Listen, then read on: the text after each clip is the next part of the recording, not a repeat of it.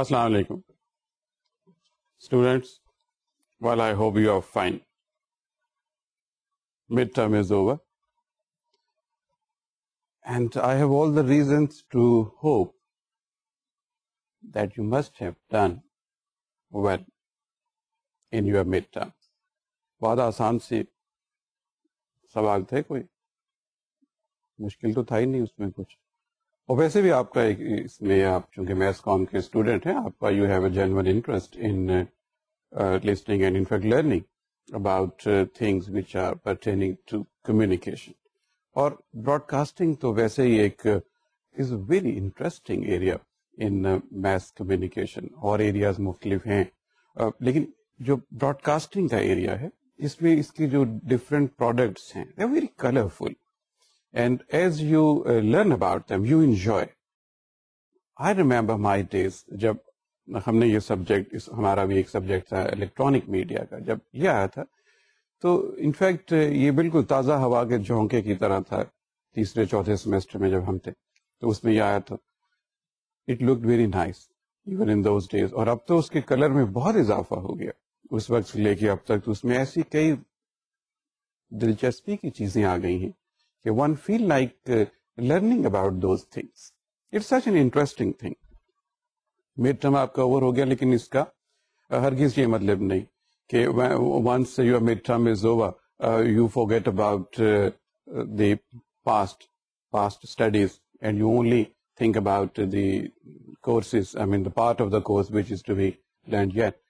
I tell you, in the final exam you would be asked something from the part which has already been examined from. That means the earlier part of the course from where you have just done your midterm.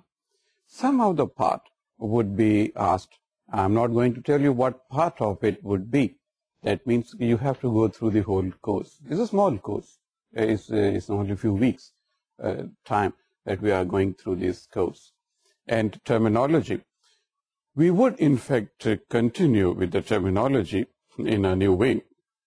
And in fact we would sometime we would also get to repeat some of the terms which are very important, very vital as you communicate different areas of electronic communication. You are supposed to be knowing all those things if you are supposed to be a graduate in mass comm. نیا دن نئی بات. اور آج ہم بات کا آغاز کریں گے براڈ کاسٹنگ کا جو دوسرا فیز. ریڈیو کا تو ہم نے ذکر کیا, بہت ذکر ہوا ریڈیو کا, اور ریڈیو کے ایک ایک ایریا کے بارے میں ہم لوگوں نے بہت تفصیل کے ساتھ بات کی.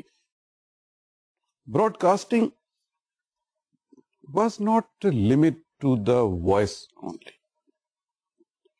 الیکٹرانک کمیونیکیشن کا چونکہ دورہ تھا اور ایک کے بعد ایک انوینشنز ہوتی چلیں گی. All those inventions were one way اور the other they were helping this broadcasting area, the communication, the electronic communication. اتنی ساری ٹیکنالوجی کی ایڈوانسمنٹ کو دیکھتے ہوئے یہ ممکن بھی نہیں تھا کہ جو براڈ کاسٹنگ ہے وہ صرف آواز کے اوپر آ کر رک جائے. یہ سلسلہ جاری رہنا تھا کسی نہ کسی اور فارم میں. جیسا ہم نے کہا کہ جو میڈیا ہے اس کا آغاز تو بہت سارے طریقوں سے, لیکن پرنٹ میڈیا سے اس حوالے سے ہم اس کو دیکھتے ہیں. پرنٹ میڈیا کے ساتھ جب وائس کا معاملہ آ گیا تو بہت سارے جو کمیونیکیٹرز تھے اور خاص طور پہ جو سائنٹسٹ تھے جو کمیونیکیشن میں جن کا انٹرسٹ بے حد جینوئن تھا, وہ لگاتار یہ سوچتے رہے کہ کچھ ایسا کیا جائے کہ تصویر اور آواز اس کو یکجا کیا جائے. مطلب ایک میں یہ تو نہیں کہوں گا کہ blend of print media and radio broadcasting, no not that way. لیکن ان کے ذہن میں یہ بات ہمیشہ سے رہی کہ there should be some arrangement کہ جو براڈ کاسٹنگ ہے اس میں آواز کے ساتھ ساتھ کچھ تصویر کا عنصر بھی شامل کیا جائے.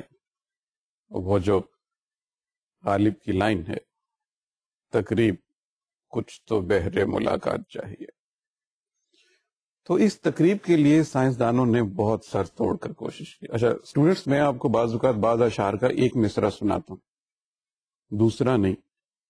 وہ اس لیے کہ میں یہ ایکسپیکٹ کرتا ہوں کہ دوسرا مصرع آپ مجھے بھیجیں گے. Do send me if you know the second line. اس شعر کو کمپلیٹ کیجئے اور مجھے آپ بتائیے گا کہ یہ پورا شعر کیا ہے. خیر، ہم بات کر رہے ہیں کہ سائنٹسٹ کی جنہوں نے اس چیز کو سوچا. ریڈیو کے آنے کے تھوڑے عرصے کے بعد ہی امیج کو ایک جگہ سے دوسری جگہ ٹرانسمٹ کرنے کی باتیں شروع ہو چکی تھی. دیکھیں، جس طرح صحرا بندہ مارکونی کے سر ریڈیو کی ایجاد کا، لیکن ہم سب جانتے ہیں کہ the history would always say it's Marconi who invented radio, but we all believe that a bunch of scientists was involved in developing various areas which ultimately ended at creation of the radio. But it is Marconi who will have his name written in the book of history. اسی طرح جو T V کی ایجاد کا سہرا ہے وہ جان Logie beard, Scott land کے scientist تھے جان لوگی بیئرڈ. ان کے سر ہے کہ ٹی وی کی ایجاد کا سہرا ان کے سر ہے، لیکن ان کے حوالے سے تھوڑی ڈیبیٹ زیادہ ہے. لوگوں کا خیال ہے کہ صرف جو بیئرڈ ہیں اسکاٹ لینڈ کے جو سائنٹسٹ ہیں انہی کا حوالہ دینا ٹھیک نہیں ہے. بہت سارے اور سائنٹسٹ ہیں جنہوں نے اس میں کنٹریبیوٹ کیا ہے. اگرچہ یہ اسٹیبلش کرنا بڑا مشکل ہے کہ اگر کسی سائنٹسٹ نے کوئی چیز جو ہے وہ ڈسکور کی، جیسے لیتھیم جو تھا اس کی ڈسکوری کے ساتھ بھی بعض لوگ جو ہیں وہ اس کو اٹیچ کرتے ہیں. کچھ ایسے اور مٹیریلز کے ساتھ بھی لوگ اس کو اٹیچ کرتے ہیں کہ اس کو کہا جانا چاہے کہ یہ it was a beginning of image sending. دیکھیے، کچھ ایسے مٹیریل 19ویں صدی کے وسط میں پریسائزلی ان 1873 کچھ ایسے مٹیریلز پتہ چلے انسان کو، سائنٹسٹ نے ان کو ڈسکور کیا جو روشنی کو الیکٹریکل امپلس میں کنورٹ کرنے کی صلاحیت رکھتے تھے. یہ بہت ارلی ایک ڈسکوری تھی. اس وقت جب یہ چیز سامنے آئی اس کا دور دور تک اندیشہ نہیں تھا کہ جو سائنٹسٹ ہیں کسی دن اس کو اس فارم میں بھی لے جائیں گے کہ آج ہم اس کو ٹی وی کے حوالے سے دیکھنا شروع کریں گے. سیلینیم ایک مٹیریل تھا جو سائنٹسٹ نے ڈسکور کیا، جس کے بارے میں انہیں یہ کنفرم ہو گیا کہ اس کے اندر سیلینیم کے اندر سیلینیم آکسیجن کے گروپ. اگر آپ پیریوڈک ٹیبل سے واقف ہیں، کیمسٹری سے کوئی دلچسپی تو آپ کی ہوگی. اگر آپ کیمسٹری کو تھوڑا بہت بھی جانتے ہیں تو پیریوڈک ٹیبل کو تو جانتے ہوں گے. آکسیجن کے گروپ میں سیلینیم کا ایلیمنٹ آپ کو نظر آئے گا. سیلینیم ایک ایسا عنصر ڈسکور ہوا 19ویں صدی کے تیسرے کوارٹر میں، جس کے بارے میں یہ خیال ہوا اور تجربات سے ثابت ہوا کہ لائٹ کو الیکٹریکل امپلس میں کنورٹ کیا جا سکتا ہے. اچھا، اب آپ مجھے بتائیے، جب ہم نے ساؤنڈ کا ذکر کیا تھا تو ہم نے یہ ذکر کیا تھا کہ یہ کیسے ممکن ہوا کہ جو انسانی آواز ہے یہ آواز میلوں دور تک جا رہی ہے. کس پروسیس میں سے یہ گزرتی ہے؟ آپ کو یاد ہوگا ہم نے ایک ڈیوائس کا نام بھی لیا تھا، بہت ہی کامن ڈیوائس، آپ کے ہاتھ میں ہو سکتا ہے اس وقت بھی ہو، مائکرو فون، جیسے موبائل فون میں بھی ہوتا ہے. مائکرو فون ایک ایسا ڈیوائس ہے جو آواز کی لہروں کو یا آواز کی انرجی کو، جتنی بھی آپ فزکس سمجھتے ہیں اس کے حساب سے اس کو سمجھ لیں، الیکٹریکل امپلس میں کنورٹ کر دیتا ہے. یہ ایک بیسک بات تھی ٹوورڈز کریٹنگ ریڈیو، کہ آواز کو کسی طریقے سے الیکٹریکل امپلس میں کنورٹ کر دیا جائے. پھر ایک دفعہ وہ الیکٹریکل امپلس میں چینج ہو گئے, پھر you can carry it in different gadgets and you can shape it the way you want it, اور ٹرانسمیٹر تک آپ اس کو لے جائیں ایمپلیفائی کر کے اور پھر آواز جائے. تصویر, اگر آپ کو فوٹوگرافی کی ڈیفینیشن کا پتا ہو, آپ کو پتا ہے اس بات کا, جیسے آپ جانتے ہی ہیں کہ taking image on a sensitized surface with the help of light. دیکھیے فوٹوگرافی کی ڈیفینیشن میں یہ بات موجود ہے کہ آپ نے لائٹ کی مدد سے ایک امیج کو لینا ہے, which means کہ اگر لائٹ نہ ہو تو تصویر کا تصور خیال تک محدود ہے, پھر اس کا آنکھ سے کوئی تعلق نہیں. کسی چیز کو دیکھنے کے لیے لائٹ کا ہونا انتہائی ضروری. یہی فارمولا فوٹوگرافی میں استعمال ہوا کہ کیمرہ جو ہے وہ سیکنڈ کے کسی ایک حصے میں لائٹ کو جو کسی آبجیکٹ کے اوپر پڑ رہی ہے اس کی کمپوزیشن کے حساب سے اپنی سینسٹائزڈ سرفیس پہ لے کے اس تصویر کو بناتا ہے. اگر لائٹ نہ ہو تو تصویر بنے گی ہی نہیں. سیلینیم ایک ایسا ایلیمنٹ ڈسکور ہوا جس کے بارے میں یہ پتا چلا کہ یہ لائٹ کو الیکٹریکل امپلس میں کنورٹ کرنے کی صلاحیت رکھتا ہے. اور پھر یہ سلسلہ آہستہ آہستہ بڑھتا چلا گیا, اور تھامس ایڈیسن ایک امریکن سائنٹسٹ ہیں, ان کے آنے تک انہوں نے کیا کیا, انہوں نے اس زمانے میں تصویریں لی. کیمرہ تو اس زمانے میں تھوڑا ایڈوانس ہو گیا تھا, اسٹل کیمرہ. انہوں نے ایک آدمی کی راکنگ چیئر ہوتی ہے نا, وہ نیچے سے جو گول ہوتی ہے جس کے اوپر ذرا بڑی عمر کے لوگ یا بچے بیٹھ کر آگے پیچھے ہوتے رہتے ہیں, ٹو اینڈ فرو دے موو, راکنگ چیئر جسے کہتے ہیں.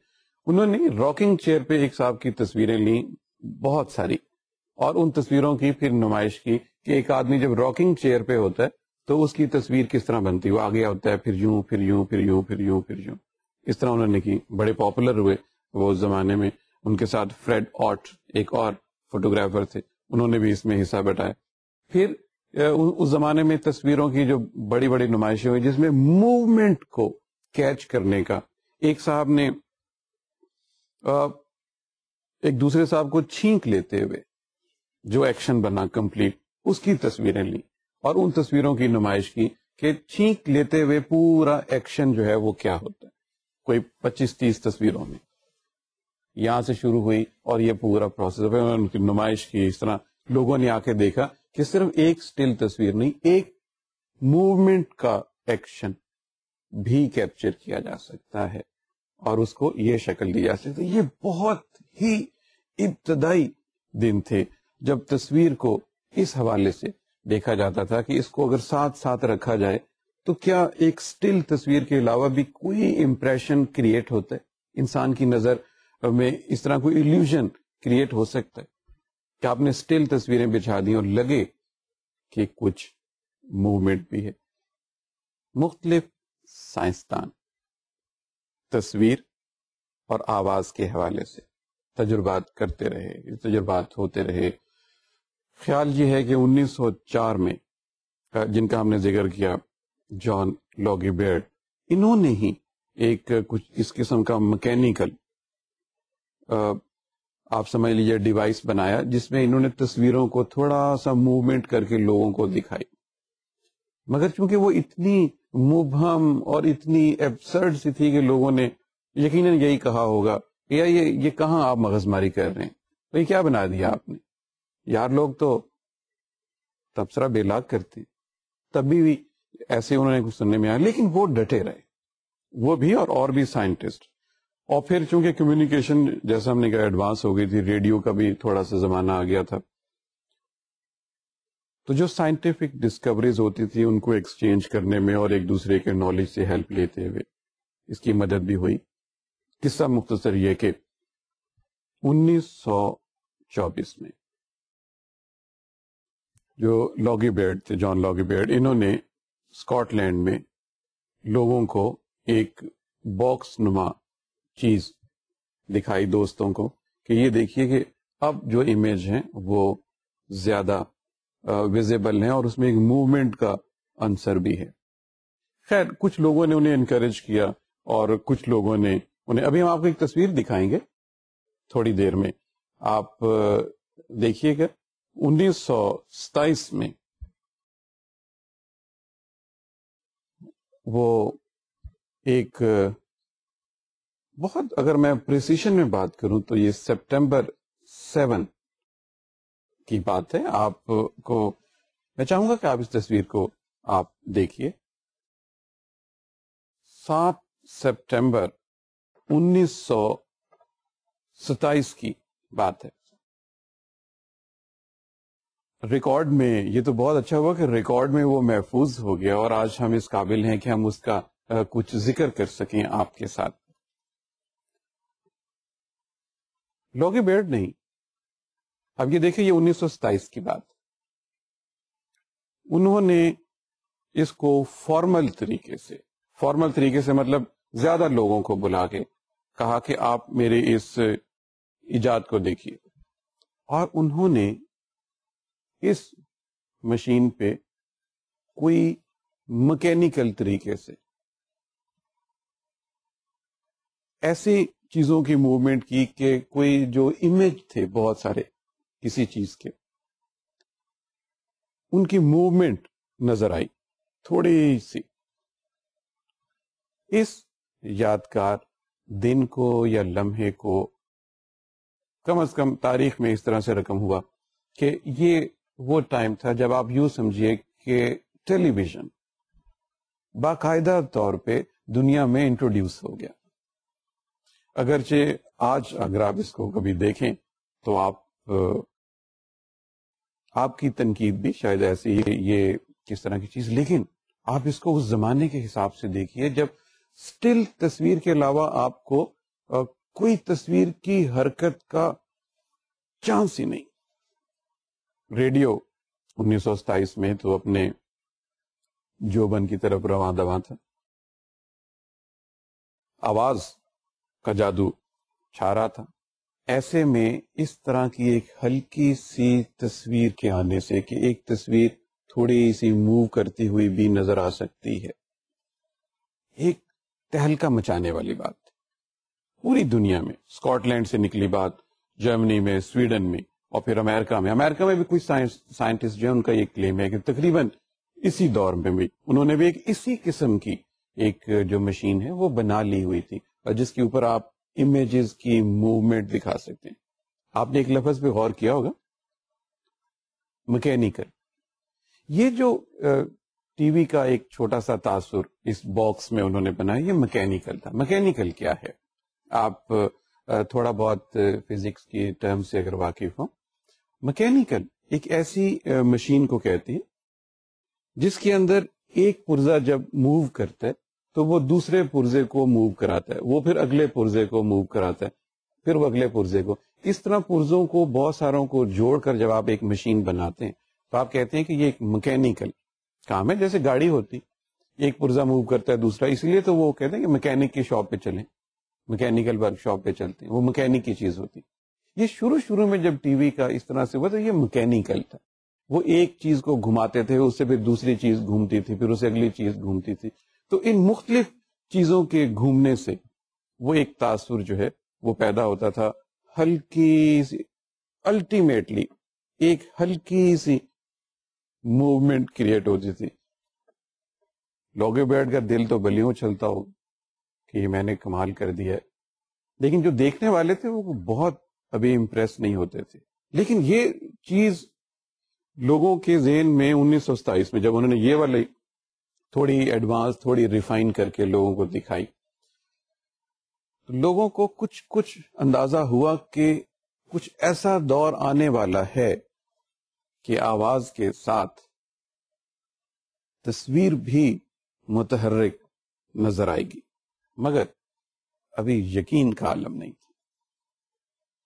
براڈ کاسٹنگ آواز کی تو بالکل اپنی جگہ پہ قائم تھی, اور وہاں پہ آپ یہ سمجھیے ایک معجزے کی حد تک اس ایریے میں کام ہو رہا تھا, ڈیولپمنٹس ہو رہی تھیں. اس کے ساتھ آواز کا عنصر شامل تھا, جو لاگی بیئرڈ نے یہ لوگوں کو دکھایا تھا, اس میں آواز کا عنصر شامل تھا. تصویر بہت ہلکی سی موومنٹ کے ساتھ میں کوئی 8-9 سیکنڈ کی موومنٹ دکھائی. انہوں نے کہا کہ دیکھیے یہ میں اس پہ ریسیو کر رہا ہوں, ایک چھوٹے سے ٹرانسمیٹر سے آیا, میں اس پہ ریسیو کر رہا ہوں, یہ میکینیکل طریقے سے اس کو دکھا رہا. ڈیولپمنٹ ہوتی چلی گئی. اس کے بعد مختلف فیزز سے یہ میکینیکل فارم میں ہی, ابھی الیکٹرانک فارم میں نہیں. الیکٹرانک فارم کیا ہوتی ہے ابھی ہم اس کو دیکھ لیتے ہیں. الیکٹرانک فارم میں اور میکینیکل فارم میں کیا فرق ہے؟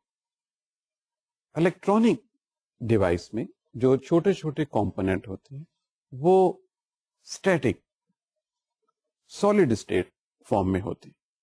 وہ اپنی جگہ ایک پرزہ بالکل سالڈ اسٹیٹ فارم میں ہوتا ہے. اس کے اندر کچھ اس قسم کی ایکٹیویٹی ہوتی ہے جو وہی امپریشن کرتی ہے جو میکینیکل کا پرزہ ایک دوسرے پرزے کو پش کرنے کے لیے کرتے ہیں. سالڈ اسٹیٹ فزکس کی ایک برانچ بھی ہے جس کو ہم سالڈ اسٹیٹ فزکس کہتے ہیں. سالڈ اسٹیٹ میں جا کے یہ پھر الیکٹرانک کی ایرا میں چیزیں داخل ہو جاتی ہیں. لیکن ابھی الیکٹرانک نہیں آیا, ابھی ٹی وی میں میکینیکل ڈیولپمنٹس ہو رہی تھی. 27 سے لے کے کوئی آپ یوں سمجھے کہ 1935 تک دنیا کے مختلف حصوں میں اس طرح کے ایک, اب آپ اس کو ٹی وی سیٹ کہہ لیجئے, جو ڈیوائس اس کی آمد ہو چکی تھی. ایکسپیریمنٹل بیسس پہ ایک بنا ہوا تھا, کوئی اس کو خرید رہا ہے, کوئی اس کو بنا رہا ہے, کوئی اس میں کہہ رہا ہے یہ ڈیولپمنٹ ہو گئی ہے. تو تصویر آہستہ آہستہ واضح ہونی شروع ہو گئی.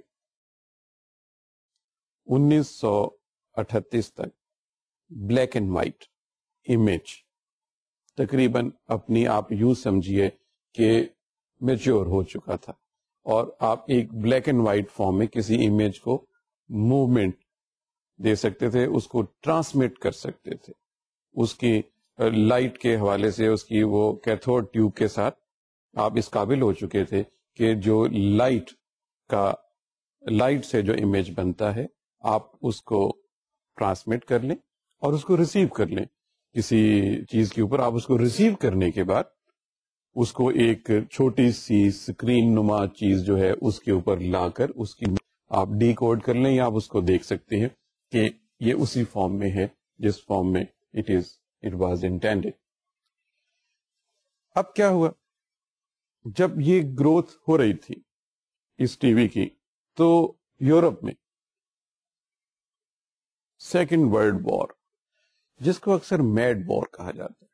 The black and white television was just in its infancy when this mad war, the second great war, it broke out. And the whole world was involved.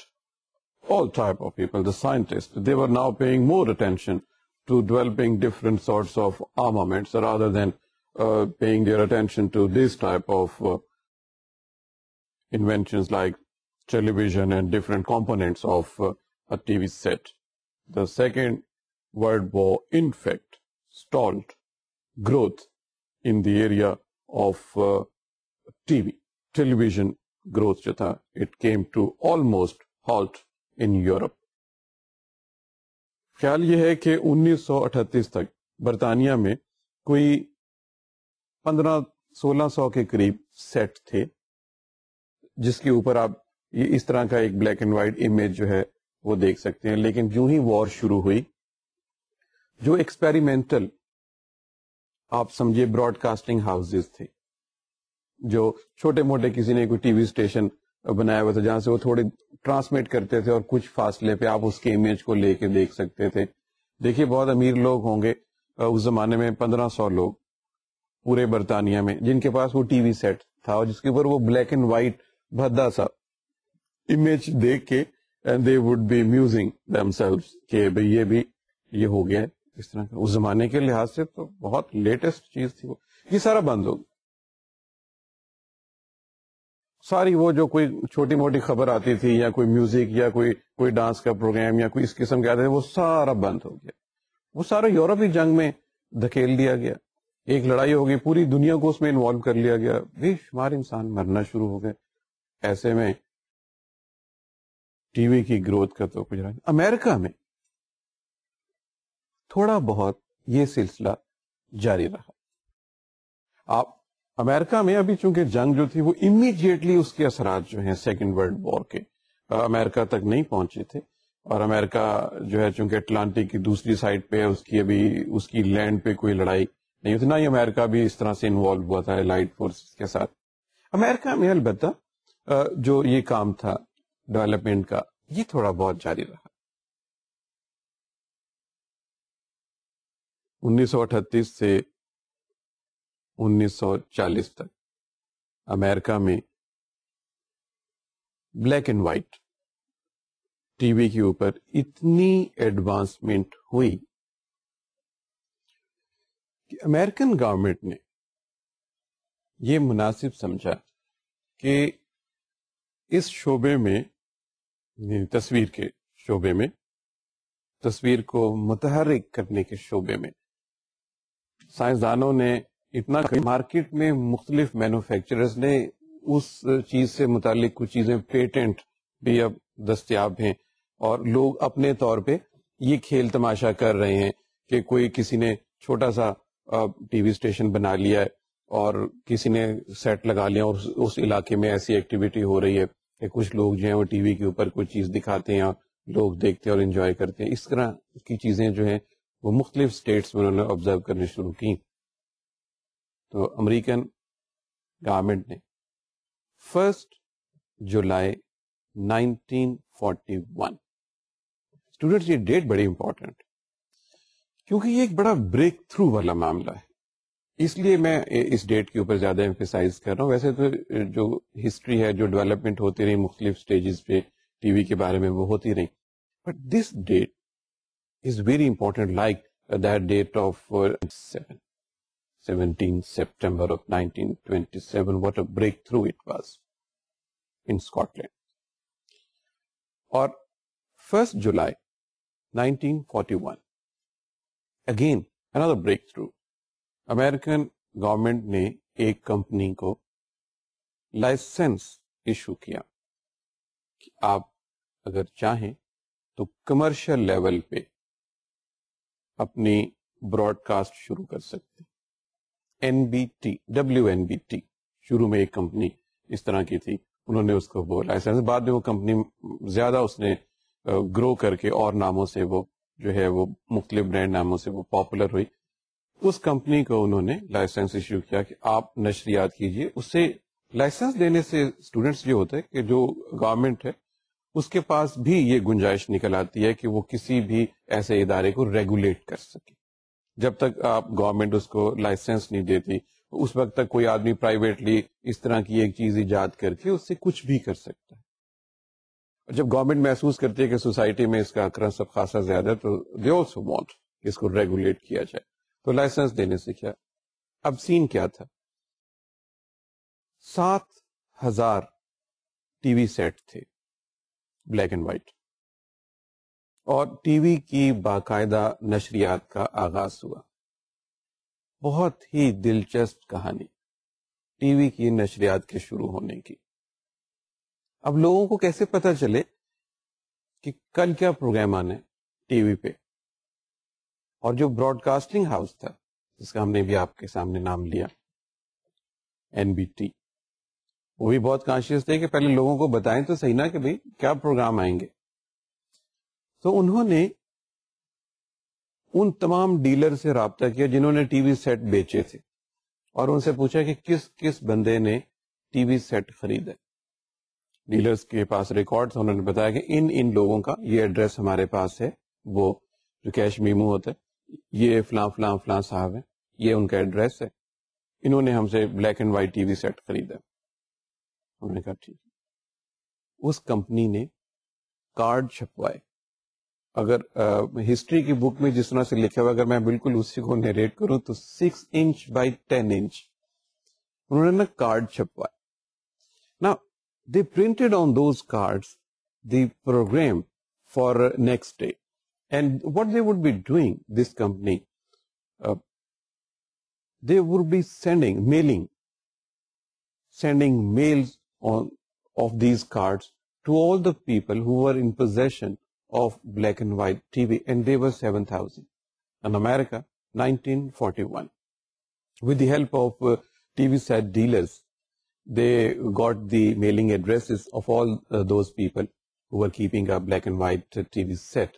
And then this company would be mailing them what program would appear next day or in 2 days, after 2 or 3 days. What a time it was in the history of black and white television, or in television, because there was no color television by that time, so it was in the history of television. It worked for some time. تھوڑے عرصے کے بعد they graduated into a different sort of communication. They started sending a weekly program report, TV guide book. Now, the book would have a TV program printed on it for next fortnight or next week. And they would be sending it to the people who were in possession of these sets. Gradually, their number was then growing. It was 10,000, then 15,000. Actually, it paced up quite briskly. 20,000, 25,000. By the time it was 1943, the number of sets was exceeding 25,000. جب اس طرح تیزی کے ساتھ اس میں growth آنی شروع ہوئی تو it became talk of the town. Everybody was now talking about this TV programs, اور میل کے ذریعے انہیں ملتا تھا. اب ٹی وی گائیڈ آنی شروع ہو گئی تو کچھ عرصے کے بعد 1944 میں جب دیکھیے ساری دنیا لڑائی میں جھونک دی گئی تھی, کچھ انسانیت کا شمار نہیں کہ انسانیت پہ کیا بیت رہی ہے, اور بر صغیر تک اس کی آوازیں آنی شروع ہوئیں. ساؤتھ ایشیا اس میں انوالو ہو گیا, پوری دنیا اس میں انوالو ہو گئی, اور ایک افراتفری کا عالم, خونریزی کا عالم, اور لڑیوں کی طرح بم گرائے جا رہے ہیں مہذب دنیا میں بھی اور غیر مہذب دنیا میں بھی, اگر اس طرح سے اس کی تخصیص ہے تو. لیکن امریکہ میں جو ٹی وی کی گروتھ تھی, اٹ کنٹینیو. 1943 جیسے ہم نے کہا کہ 25,000 سے زیادہ سیٹ ہو گئے, اور پھر اس کے بعد انہوں نے اس ٹی وی گائیڈ کو ٹی وی ڈائجسٹ اور ٹی وی میگزین کی شکل دے دی. پھر اس میں پروگرام چھپتے تھے کہ فلاں دن یہ پروگرام ہوگا. ہفتے میں 7 دن پروگرام نہیں آتے تھے, 3 دن 4 دن میکسیمم 5 دن پروگرام آتے تھے, تھوڑی دیر کے لیے, 3 گھنٹے کے لیے, 4 گھنٹے کے لیے. جب ہم پاکستان کے ٹی وی کی ہسٹری پہ آئیں گے تو آپ دیکھیں گے کہ there was a little repetition on the same pattern after some time. یہ گروتھ یہاں پہ ہوتی رہی. اس کے بعد امریکہ میں یہاں پہ جا کے ٹی وی کی جو گروتھ تھی وہ تھوڑی سی رک گئی. کیونکہ آپ بتائیے, اگر آپ تھوڑا بہت ہسٹری سے مس رکھتے ہوں تو آپ یہ جان لیں گے کہ اس ٹائم کے لگ بھگ امریکہ بھی دوسری جنگ عظیم میں چھلانگ مار چکا تھا. اب امریکن سائنسدان اور امریکن عوام کے لیے بھی دوسری جنگ عظیم جو تھی وہ بہت اہمیت اختیار کر گئی.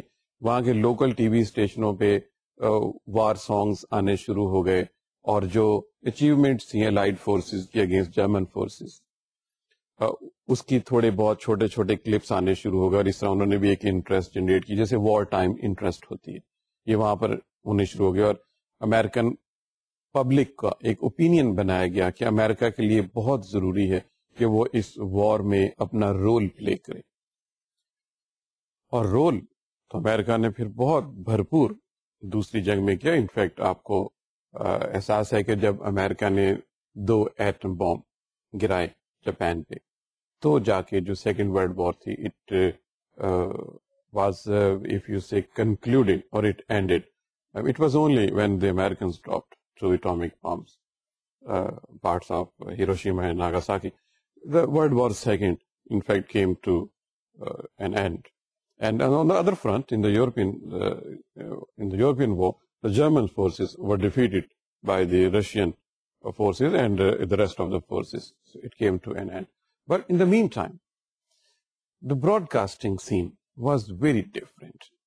The the English scientists, particularly the English scientists and the rest of the European scientists, they have a very little now left to link this invention of television, where they have left it in 1938. Everything was closed, and the European people, particularly the people in England, they had very little to then recall how they were enjoying their life in the presence of black and white television.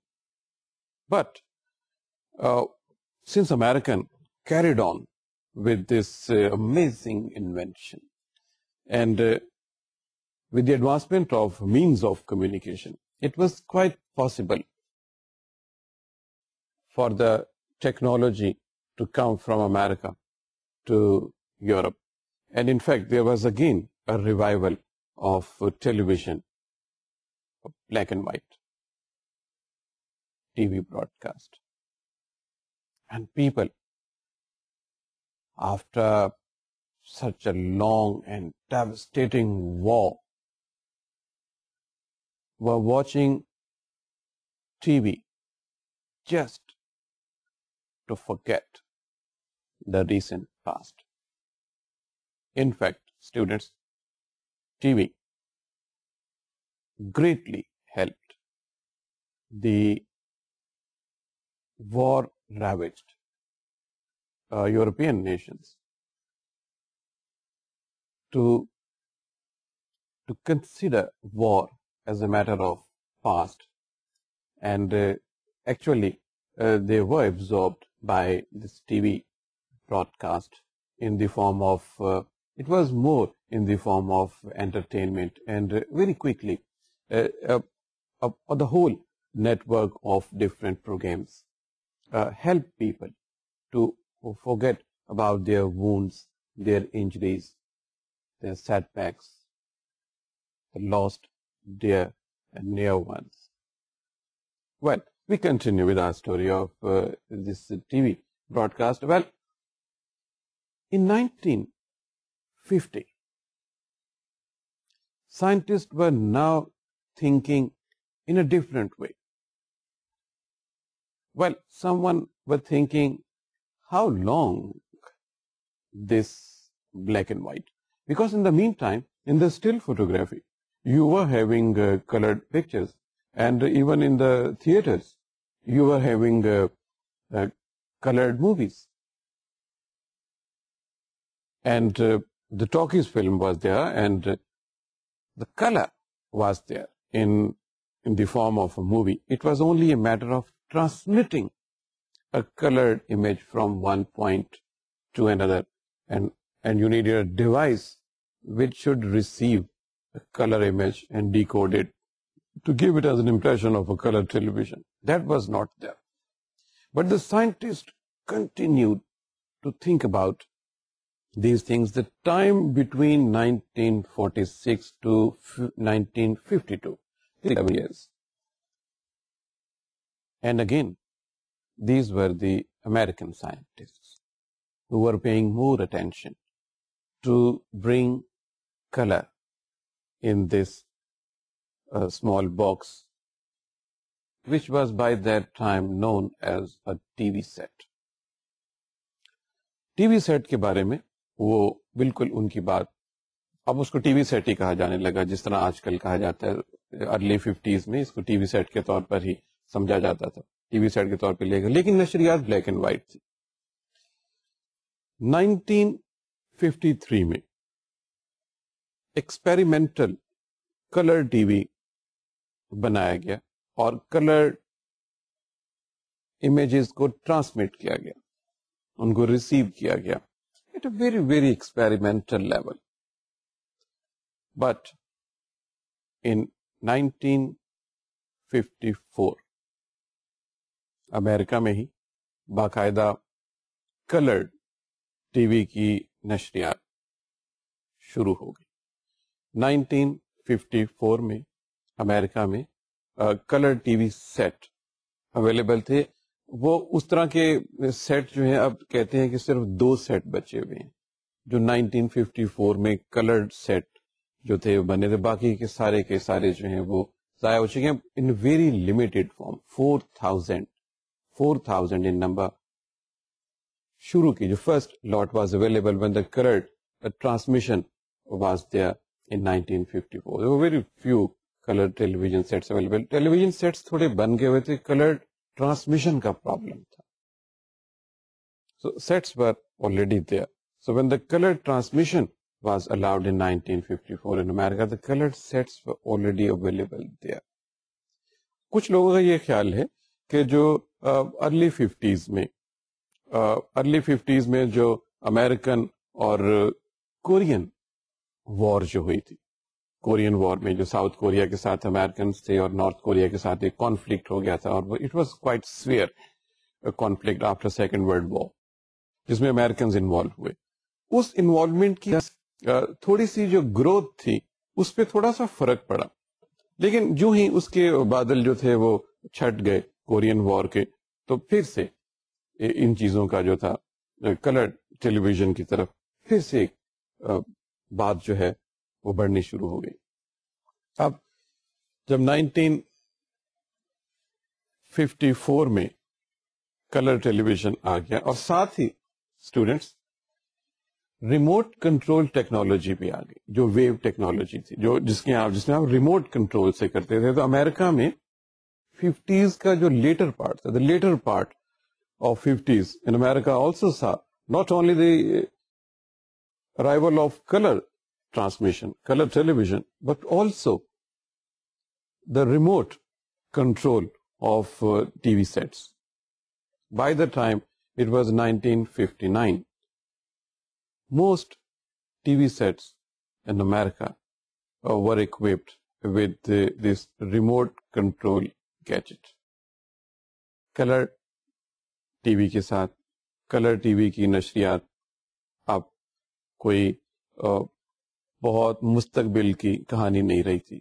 And look at it, 1927 first time ایک آدمی نے, جو ہم نے آپ کو ابھی ایک پکچر دکھائی تھی تھوڑی دیر پہلے, اور بہت بڑی بات ہے کہ اس طرح کی تصویر جو ہے وہ ہسٹری کی بک میں اویلیبل ہے.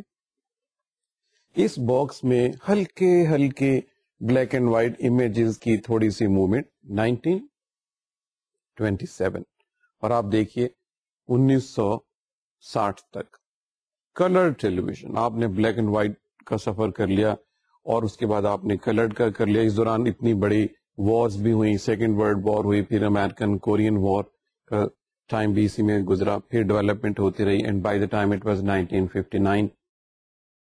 بہت تھوڑا ٹائم ہے اس کو دیکھنے کے لیے, 30-32 سال کا, جس میں ٹی وی کی بنیاد رکھنے سے لے کے اتنے ایڈوانس لیول پہ جہاں آپ کے پاس کلر ٹیلی ویژن ریموٹ کنٹرول اویلیبل ہے. یہ سارا اسٹوڈینٹس, ہسٹری تو ہم پڑھ ہی رہے ہیں, یہ سارا اسی لیے پاسبل ہوا کہ سائنٹسٹ نے بہت محنت کی, اور بے شمار سائنٹسٹ کی بے شمار کنٹریبیوشن کی وجہ سے یہ پاسبل ہوا کہ کمیونیکیشن کی دنیا میں, براڈ کاسٹنگ کی دنیا میں ایک اتنا بڑا میریکل سامنے آیا. اور اس کلر ٹی وی کے آنے سے اور ٹی وی کے آنے سے سو ٹو سے آپ یہ دیکھیے کہ دنیا میں کتنی زیادہ کلچرل, اکنامیکل, پولیٹیکل اور سوشل چینجز آئیں. اور آج جو ہم گلوبلائزیشن کی بات کرتے ہیں اس میں گلوبل آئیڈیاز ایک دوسرے کو سمجھنے میں ایجاد نے کتنا کردار ادا کیا. آل ان دوز 32 years, جب اس کو ذرا سا شروع کیا بہت ہی ایک بھدے سے فارم میں, اور 30-32 سال میں in a very refined form they scientist presented before the world their collective achievement. اب جب ٹی وی اس فارم میں سامنے آیا تو پھر وہی بات آئی کہ ٹی وی کے اوپر جو پروگرام ہیں وہ کس طریقے سے بنائے جائیں, کیونکہ ریڈیو کا ایک پیٹرن ان کے سامنے موجود تھا, اس لیے دقت نہیں ہوئی. خبروں کا سیکشن, میوزک کا سیکشن, اناؤنسمنٹس کا اور اشتہاروں کا. اس دفعہ اشتہاروں کے لیے بہت انتظار نہیں کرنا پڑا. ایسے لگا کہ جیسے جو مشتہرین ہیں, جو ایڈورٹائزرز ہیں, وہ ویٹ کر رہے تھے کہ کسی دن ٹی وی آئے اور وہ اس کو ایکسپلائٹ کریں to further their own business. اس لیے ایڈورٹائزمنٹس فوراً ہی ایک پروڈکٹ بن گئے آپ کی ٹی وی نشریات کا. ایک بہت ہی چھوٹی سی دلچسپ سی بات جو ہے وہ کہی جاتی ہے کہ سب سے لمبا ٹی وی, اور تب سے تو ٹی وی پروگرام چل رہے ہیں, سب سے لمبا ٹی وی پروگرام کون سا ہے؟ امریکہ میں پروگرام ہے, بہت پاپولر پروگرام ہے, میٹ دا پریس. 1954 سے بغیر رکے ہوئے چل رہا ہے. This is the longest TV program ever. چھوٹی چھوٹی دلچسپ سی باتیں ہوتی ہیں جس کا ذکر جو ہے ہم کرتے رہتے ہیں. اب جب ٹی وی کے مختلف پیٹرن سامنے آئے ٹی وی بننے کے, تو ٹی وی کی جو ٹرانسمیشن ہے, یہ نا this is a little technical area.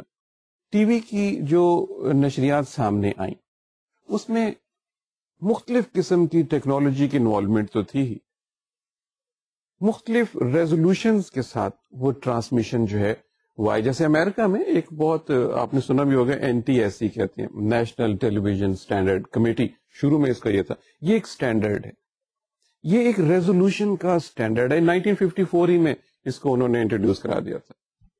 525 اس کی جو ہے وہ ہاریزونٹل لائنز ہیں اور 60 اس کی ورٹیکل لائنز ہیں جو اسکرین کا ایک ان کا اسٹینڈرڈ ہے. اس اسٹینڈرڈ پہ جو ٹرانسمیشن ہوتا ہے اس کو دی کال اٹ NTSC, اور اسی اسٹینڈرڈ پہ وہ اپنے پروگرام کو مینج کرتے ہیں, اسی اسٹینڈرڈ پہ اس کو رن کرتے ہیں. ایک اور پروگرام بڑا پاپولر ہے SECAM, CCAM اس کو کہتے ہیں. یہ فرینچ اسٹینڈرڈ کے لحاظ سے ہے. اس میں 625 ورٹیکل لائنس ہیں اور 50 لائنس جو ہیں وہ ہاریزونٹل. اس قسم کی تقسیم کے ساتھ, اس ریزولوشن کے ساتھ کی ہے. اور ہمارے ہاں پاکستان میں جو سسٹم ہے, اور ساؤتھ ایشیا میں جو سسٹم ہے, ہماری جو ایڈجسٹنٹ کنٹریز ہیں جیسے انڈیا ہے, جیسے بنگلہ دیش ہے, جیسے سری لنکا ہے, ایران ہے, ان ساری جگہوں پہ جو فارمیٹ ہے ٹرانسمیشن کا, ریزولوشن کے سینس میں ہم یہ بات کر رہے ہیں, وہ ہے PAL. پال آپ نے اکثر دیکھا ہوگا VCRs کے اوپر, اور مختلف جگہوں پہ لکھا ہوتا ہے NTSC, CCAM, PAL. آپ اس میں جس پہ کرنا چاہیں اس میں آپ کر سکتے ہیں. Phase alternating line, this is what PAL stand for. یہ آپ لوگوں کو پتا ہونا چاہیے جو میس کام کے اسٹوڈنٹ ہیں, کوئی بھی آپ سے پوچھ سکتے کہ یہ PAL کیا چیز ہوتی, تو آپ کو یہ پتا ہونا چاہیے. یہ لائنز کی ریزولوشن کے حساب سے, یہ بھی 625 اور 50 کی لائنز کی ڈویژن ہے, ہاریزونٹل اور ورٹیکل کی. یہ مختلف ٹرانسمیشن کے موڈ ہیں جس کے حوالے سے جو ٹی وی کی براڈ کاسٹ ہے وہ ٹرانسمٹ ہوتی ہے, اور پھر اس کو مختلف ٹی وی سیٹس جو ہیں وہ اس کو ڈی کوڈ کر کے پکچر ٹیوب کے ذریعے آپ کو وہ سارے امیجز دکھاتے ہیں جو اس فارمیشن میں ٹرانسمٹ کیے جاتے ہیں. تو یہ تو ایک چھوٹا سا اسٹوڈنٹس خاکہ تھا آپ کے سامنے. مختلف حالات کا جو جہاں سے ٹی وی گزرا اور جہاں سے ٹی وی گزر کے جہاں تک پہنچا, ایک ہی نشست میں ہم نے اس کی ٹی وی کی ہسٹری کو دیکھا ہے. آنے والے دنوں میں ہم دیکھیں گے, ہم اس کو کنٹینیو کریں گے ٹی وی کے اوپر بات کو. ہم دیکھیں گے کہ ٹی وی کی اس ہسٹری کے بعد مختلف طریقوں سے جو الیکٹرانک میڈیا ہے اس کو مختلف حکومتوں نے, مختلف ممالک نے کس طریقے سے اس کو مینج کیا, اس کے مختلف امور کو دیکھا, اور اس کے بعد کس طرح کی شیپ جو ہے ان ممالک میں سامنے آئی. اور یہ جو آپ سے میں نے ابھی ذکر کیا ہے جو ٹیکنیکل ہے تھوڑا سا, اس کو آپ ضرور ایک نظر دیجیے گا, اس کو غور سے آپ دیکھیے گا کہ یہ سلائٹلی ٹیکنیکل چیز ہے جو آپ کے پاس ہونی چاہیے, کیونکہ یہ ہر ڈیوائس کے اوپر لکھا ہوا ہے. So mass comm student should not miss it کہ اس کا معنی کیا ہے اور یہ کیوں ہے. یہ ریزولوشن کی سینس میں یہ چیزیں ہیں. We will continue talking about this mode of broadcasting in our subject of introduction to broadcasting. اور اب ایک آدھ ٹرمینالوجی کی بات بھی ہو جائے. وہ مڈ ٹرم تو آپ کے ہو گئے, اب تھوڑا بہت ٹرمینالوجی کا ذکر جو ہے وہ آپ کے ساتھ ہوتا رہے گا. پیٹرن ہمارا وہی ہوگا جب ہمارا لیکچر اب شروع ہوگا, جس میں ہم تھوڑا سا ریوائز کریں گے کہ last time what we were talking پھر آج کے سبجیکٹ پہ بات کریں گے, پھر اس کے بعد ہم دیکھیں گے کہ ٹرمینالوجی کی دنیا میں کیا ہے. زیادہ اب ٹرمینالوجیز جو ہیں وہ اس کو ہمیں دیکھنا ہوگا ٹی وی براڈ کاسٹنگ کے لحاظ سے. What we were last talking on the head, on the nose, یہ آپ نے دیکھ لیا تھا. ٹرم یوز کرتے ہیں آؤٹ لیٹ. آؤٹ لیٹ آپ نے ایک عام لفظ کے طور پہ سنا ہوگا, جیسے کوئی دکان ہو تو کسی چیز کی کہتے ہیں کہ آؤٹ لیٹ پہ یہ ہو رہا ہے, اس طرح یہ اس سینس میں استعمال کرتے ہیں. براڈ کاسٹنگ کس سینس میں آؤٹ لیٹ ہم یوز کرتے ہیں جب آپ نے کسی اسٹیشن سے کوئی پروگرام ٹرانسمٹ کرنا ہے اور اس کو مختلف چند اسٹیشنز نے آگے ریلے کرنا ہے. جیسے فرض کریں کہ 100 اسٹیشن ہے کسی جگہ پہ, آپ ایک پروگرام کر رہے ہیں, وہ اگلے 5 اسٹیشن جو ہیں وہ آپ کے اس پروگرام کو اپنے پروگرام میں شامل کر لیتے ہیں. تو آپ یہ کہیں گے کہ this station is working as an outlet to that main station, جہاں سے اصل ٹرانسمیشن جو ہے وہ آ رہی ہے. And we would continue talking more on these terms, but one thing I would request students, you now we are in the second phase of our course after the midterm, and we will be talking different things on about TV broadcast and press laws and how this is regulated and why. It's a very important question to notice why things should be regulated, why a broadcast be regulated, and why you need certain laws to regulate these things. Then we will be talking about a history of TV in Pakistan. A great day was in November 1964. We will take a longer look on this day when actually the TV broadcast began in Pakistan, and then the different programs and different formats and how this electronic media helped bring people together, integrate them in different areas. And along with this, we would continue talking about new terms. Next time, next topic. Till then, it's Khuda Hafiz.